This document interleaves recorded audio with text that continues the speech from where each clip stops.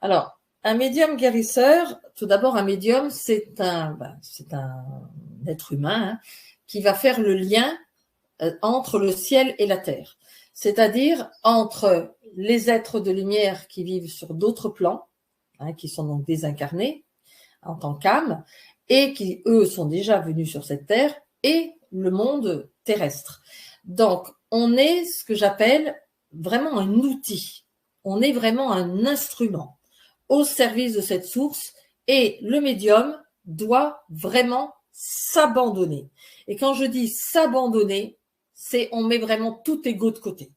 C'est vraiment l'humilité. Et ça, je le répète et je le répète, plus on est dans l'humilité, plus vous avez de chances à avoir des choses justes. Donc, ça, c'est très, très important. Et alors, il y a différents médiums. Il y a ça c'est pareil, on va le voir, il y a différentes formes de médiumité.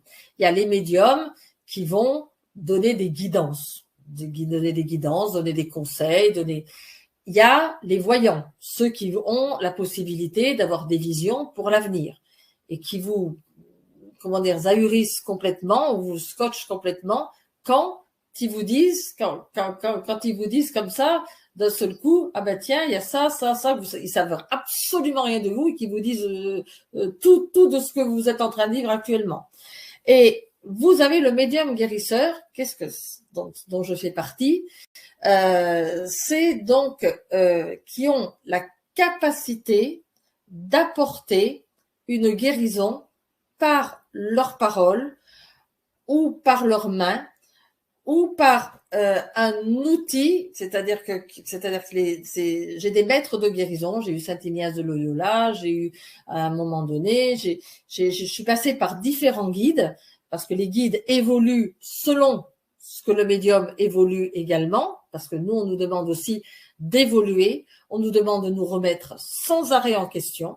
Et le médium guérisseur, c'est celui qui va avoir la capacité de recevoir de la source des énergies de guérison pour pouvoir les transmettre à la personne qui fait appel à lui. Donc, c'est pas la personne médium qui guérit. Nous, on n'est qu'un passeur de cette énergie. On n'est qu'un transmetteur. Si la personne est prête, vraiment prête à recevoir sa guérison, c'est pour ça que quand les gens me disent « Oh, vous avez guéri un tel, vous avez guéri ma copine ou ma tante ou quoi que ce soit, vous allez pouvoir guérir un tel, je voudrais vous envoyer telle ou telle personne. » Je dis non, j'en sais rien. Je dis je ne sais pas. Ça dépend pas que de moi. On est trois là-dedans. Il y a la source, il y a le médium par lequel ça passe, dans le canal, dans ses mains, dans ses oreilles, dans ses yeux, dans sa bouche, par les paroles qu'il va dire, par la guérison qui va influer, par l'énergie qu'il va donner, et la personne. Et si la personne est ouverte, totalement ouverte, il peut y avoir une guérison totale. Si la personne est fermée, il y aura une guérison partielle. Et donc, c'est vrai, tout dépend pour recevoir une guérison où en est l'âme de la personne. Mais en tous les cas, la personne reçoit toujours quelque chose, tout le temps. Que la personne le sente ou ne le sente pas, la personne qui vient pour recevoir un soin reçoit toujours quelque chose. Alors, bien entendu, il y a des fois où vous êtes désespéré en disant « j'ai déjà travaillé ça, j'ai déjà travaillé ceci, j'ai déjà travaillé cela, j'ai déjà vu différentes personnes sur le même sujet et j'ai toujours le même problème. » Oui, c'est vrai que ça arrive et même très souvent. Ça arrive et même très souvent et vous vous demandez pourquoi. Eh bien, c'est parce que des fois, on doit vivre pendant un certain temps une épreuve. Il ne faut pas oublier qu'on a un karma. Enfin, pour moi, on a un karma, c'est-à-dire qu'on vient pas sur la terre juste pour manger, rire, s'amuser, travailler, dormir. Non, on vient pour évoluer. On vient pour évoluer, on vient pour grandir, on vient pour faire des expériences, parfois difficiles, parfois heureuses, mais on vient pour grandir. Et chaque personne qui est en face de nous est là pour nous faire grandir, est là pour nous renvoyer un miroir. Et quelque part, il est important de savoir accepter ce miroir pour pouvoir grandir et évoluer. Donc, le médium guérisseur, il est là pour transmettre l'énergie divine, l'énergie d'amour, l'énergie de lumière, faire passer dans son canal, c'est comme s'il y avait un canal ici au-dessus du 7e chakra, qui remonte comme un tuyau de lumière qui remonte jusqu'à la source, la lumière descend à travers le canal, c'est-à-dire à travers mon corps, que je sens dans tout mon corps. Mes mains sont comme des fois comme engourdies et je vais envoyer à travers mes doigts dans le ventre de la personne la lumière et ma parole va se mettre, je vais me mettre à parler. Alors des fois, je suis en ce que j'appelle en médiumité inspirée, donc je parle comme je vous parle là, et des fois je suis en médiumité incorporée. Médiumité incorporée, ça veut dire que là, mon guide, le Padre Pio, quand je fais par exemple une mission d'âme à une personne, que je vais voir quel est son karma, et qu'est-ce qu'elle vient faire dans cette incarnation, c'est la question que beaucoup de gens se demandent, qu'est-ce que je suis venu faire sur Terre? Donc on me demande beaucoup de missions d'âme.